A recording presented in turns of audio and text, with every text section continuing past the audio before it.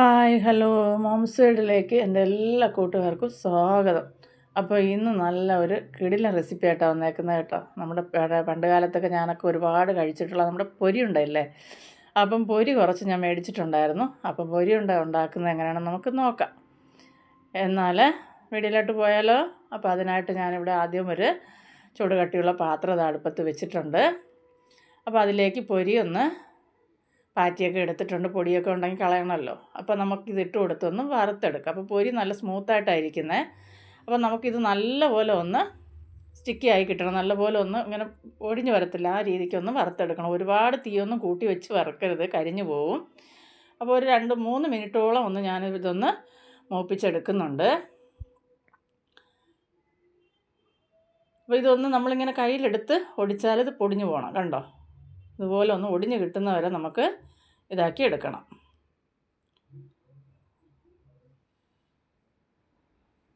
അപ്പോൾ ഇനി ഇത് നമുക്കൊന്ന് മാറ്റി വയ്ക്കാം. അപ്പോൾ ഇത് വറുക്കുമ്പോൾ ചട്ടി നല്ല ചൂടായതിന് ശേഷം തീ കുറച്ച് വയ്ക്കുക കേട്ടോ. സിമ്മിലിട്ട് ചെയ്താൽ മതി, ഒരുപാട് തീ കൂട്ടി വെച്ച് ചെയ്യരുത്. അപ്പോൾ ഇതാ ഞാൻ പാത്രത്തിൽ മാറ്റി വെച്ചിട്ടുണ്ട്. അതിന് ശേഷം ഞാൻ മറ്റൊരു പാത്രം അടുപ്പത്ത് വെച്ചു. അതിലേക്ക് കുറച്ച് ശർക്കര ഇതുപോലെ പൊടിച്ചിട്ട് കൊടുത്തിട്ടുണ്ട്. അപ്പം ഏകദേശം ഒരു 10-200 ഗ്രാം ശർക്കര വരുമെന്ന് തോന്നുന്നു. അളവ് കൃത്യമായിട്ട് എനിക്കറിയത്തില്ല. വലിയൊരു ഉണ്ടായിരുന്നു, ഞാൻ അതിൽ പകുതി എടുത്തിട്ടുണ്ട് കേട്ടോ, വലുതായിരുന്നു. അപ്പോൾ ഇത് അതിന് ശേഷം ഇതിപ്പോൾ അതെല്ലാം ഒന്ന് മെൽറ്റായി വന്നിട്ടുണ്ട്. ഇനി നമുക്കിതൊന്ന് അരിച്ചെടുക്കണം. അതിൽ പൊടിയോ കല്ലോ എന്തെങ്കിലും ഉണ്ടെങ്കിൽ അറിയത്തില്ലല്ലോ, അതുകൊണ്ട് നമുക്കൊന്ന് അരിച്ചെടുക്കാം. അപ്പോൾ ഞാനിതൊന്ന് അരിപ്പ വെച്ച് അരിച്ചെടുക്കുന്നുണ്ട്. അപ്പോൾ നിങ്ങൾ ഈ വീഡിയോ കണ്ടുകൊണ്ടിരിക്കുമ്പോൾ ഇഷ്ടപ്പെടുവാണെങ്കിൽ ഒന്ന് ലൈക്ക് ചെയ്തിട്ട് കാണുക. അതുപോലെ തന്നെ നിങ്ങളുടെ പ്രിയപ്പെട്ടവർക്കെല്ലാം ഒന്ന് ഷെയർ ചെയ്ത് കൂടെ തന്നെ സപ്പോർട്ട് ചെയ്യുക. ആദ്യമായിട്ട് കാണുന്നവരൊരു ചാനലൊന്ന് സബ്സ്ക്രൈബ് ചെയ്ത് കാണുക. ഇപ്പോൾ അരിച്ചെടുത്തതിന് ശേഷം വീണ്ടും ഞാൻ ആ പാത്രം കഴുകി അതിലേക്ക് തന്നെ ഇത് ഒഴിച്ച് കൊടുത്തിട്ടുണ്ട്. ഇനി ഇത് നമുക്ക് നല്ലപോലെ ഒന്ന് കുറുക്കിയെടുക്കണം. അപ്പോൾ നല്ലതുപോലെ നമ്മുടെ ശർക്കരപ്പാവ് ഇതുപോലെ ഒന്ന് കുറുകി വന്നിട്ടുണ്ട്. അപ്പോൾ ഇത് പരുവായോ എന്ന് അറിയാനായിട്ട് നമുക്ക് ഒരു പാത്രത്തിൽ ഒരല്പം വെള്ളം എടുത്ത് വെച്ചിട്ടുണ്ട്, പച്ചവെള്ളം.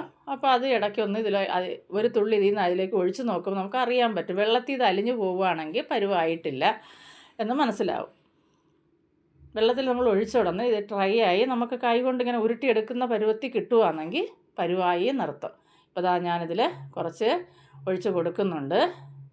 അതിന് ശേഷം നമ്മളിത് കൈകൊണ്ട് ഇങ്ങനെ എടുക്കുകയാണെങ്കിൽ ഇത് നമ്മുടെ കയ്യിൽ ഇതുപോലെ നമുക്ക് ഒരു മുട്ടായി രൂപത്തിൽ നമുക്കിതിനെ ഉരുട്ടിയെടുക്കാൻ പറ്റും.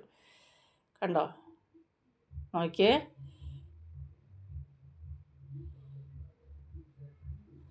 ഇതുപോലെ ഉരുട്ടിയെടുക്കാം. അപ്പം ഈ പരുവം മതിയാവും. അപ്പോൾ തീ കുറച്ച് വെച്ച് വേണം ഇത് ചെയ്യാൻ.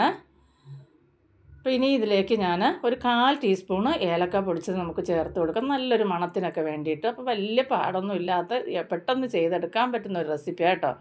അപ്പോൾ മക്കൾ സ്കൂളിൽ നിന്ന് വരുന്ന സമയത്ത് ഇതുപോലെ പൊരിയൊക്കെ ഉണ്ടെങ്കിൽ നിങ്ങൾ ഉണ്ടാക്കി വെക്കുവാണെങ്കിൽ അവരും കഴിക്കും. ഇപ്പോൾ ഉള്ള മക്കൾക്കൊക്കെ ഇത് അറിയാമെന്ന് പോലും അറിയത്തില്ല.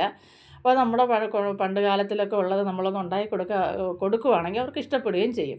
ഇപ്പോൾ ഞാൻ തീയൊന്നും ഓഫ് ചെയ്തിട്ടില്ല. ഇനി നമുക്ക് ഈ പൊരി ഇതിലേക്ക് തട്ടിക്കൊടുത്ത് നല്ലപോലെ ഒന്ന് മിക്സാക്കി എടുക്കുക. എല്ലാ സ്ഥലത്തും ഈ ശർക്കരപ്പാവ് എല്ലാ ഭാഗത്തും പുരണ്ട് കിട്ടത്തക്ക രീതിയിൽ നല്ലപോലെ ഒന്ന് നമുക്ക് ഇതൊന്ന് മിക്സാക്കി എടുക്കണം. നല്ല മിക്സാക്കിയതിന് ശേഷം നമുക്ക് തീ ഓഫ് ചെയ്യാം.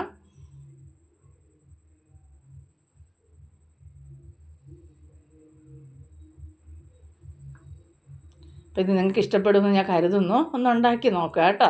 എല്ലാവരും ഒന്ന് ഉണ്ടാക്കി നോക്കിയിട്ട് നിങ്ങളുടെ അഭിപ്രായങ്ങളൊക്കെ അറിയിക്കുക. ഇഷ്ടപ്പെടുവാണെന്ന് കമൻ്റ് ഇടുക. അപ്പോൾ ഇതുപോലെ നല്ലപോലെ ഒന്ന് ഇളക്കി കൊടുക്കണം കേട്ടോ. നല്ലപോലെ എന്ന് പറഞ്ഞാൽ എല്ലാ ഭാഗത്തും ആ മധുരമൊക്കെ കിട്ടത്തക്ക രീതിയിൽ ഒന്ന് ഇളക്കി കൊടുക്കുക. അപ്പോൾ ഇത്രയും മതിയാവും. ഈ സമയത്ത് നമുക്ക് അടുപ്പ് ഓഫ് ചെയ്ത് ഇതൊന്ന് ഇറക്കിയിട്ട് ഞാനിത് വേറൊരു പാത്രത്തിലേക്ക് മാറ്റിയിട്ടുണ്ട്. നല്ല ചൂടുണ്ട് കേട്ടോ. അപ്പോൾ കയ്യിൽ ഒരല്പം ഓയിൽ വല്ലതും ഒന്ന് തൂത്തതിന് ശേഷം നമുക്ക് ചൂടോടുകൂടി തന്നെ ഒരുവിധം നമ്മുടെ കയ്യിൽ പിടിക്കത്തക്ക ചൂടുള്ളപ്പോൾ തന്നെ നമ്മളിത് പോലെ ഒന്ന് അമർത്തി നമ്മളൊന്നിങ്ങനെ ഉണ്ട പിടിച്ചെടുക്കണം കേട്ടോ. നല്ലപോലെ അമർത്തി കൊടുക്കണം. ഇതുപോലെ നല്ലപോലെ ഒന്ന് അമർത്തി തന്നെ കണ്ടോ. അപ്പം നമ്മുടെ പൊരിയുണ്ട ഇവിടെ തയ്യാറായിട്ടുണ്ട്. നല്ലപോലെ അമർത്തി കൊടുക്കുക. ഇപ്പോൾ ഒരല്പം ഓയിലൊന്ന് പുരട്ടുകയാണെങ്കിൽ ഇത് കയ്യിലൊന്നും ഈ പൊരി ഒട്ടിപ്പിടിക്കത്തില്ല കേട്ടോ. നല്ല സൂപ്പർ ടേസ്റ്റിലുള്ള നമ്മുടെ പൊരിയുണ്ട നമുക്കിങ്ങനെ എളുപ്പത്തിൽ വീട്ടിൽ തന്നെ തയ്യാറാക്കി എടുക്കാം. വീട്ടിൽ നമ്മൾ ഉണ്ടാക്കുമ്പോൾ അത്രയും ക്ലീനായിട്ടും നല്ല വൃത്തിയോടുകൂടിയല്ലേ നമ്മൾ ചെയ്തെടുക്കുന്നത്. അതുമല്ല പണ്ടൊക്കെ ഉള്ള ആഹാരങ്ങൾ നമ്മുടെ മക്കൾക്കൊക്കെ ഇങ്ങനെ ഉണ്ടാക്കി കൊടുക്കുമ്പോൾ അവർക്കും ഇഷ്ടപ്പെടും. നമ്മളൊക്കെ ഒരുപാട് കഴിച്ചിട്ടുള്ളതാണ്, ഞാനൊക്കെ എൻ്റെ കൊച്ചിലെയൊക്കെ ഇതൊക്കെ. അപ്പോൾ അതാ ഇതുപോലെ നല്ലപോലെ അമർത്തി അമർത്തി തന്നെ ഇതുപോലെ ഉരുട്ടിയെടുക്കണം കേട്ടോ.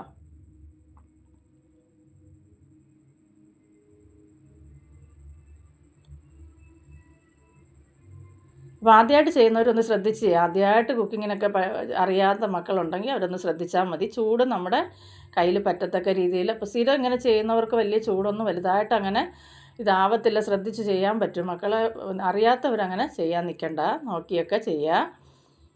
അപ്പോൾ ചെറിയ ചൂടോട് വേണം ഇത് ഉരുള പിടിക്കാൻ കേട്ടോ. അപ്പോൾ ഇതാ ഞാനെല്ലാം ഇപ്പോൾ ഇതാ ഉരുട്ടി എടുത്തിട്ടുണ്ട്. അപ്പോൾ നല്ല അടിപൊളി ടേസ്റ്റുള്ള നമ്മുടെ പൊരിയുണ്ട ഇവിടെ തയ്യാറായിട്ടുണ്ട്.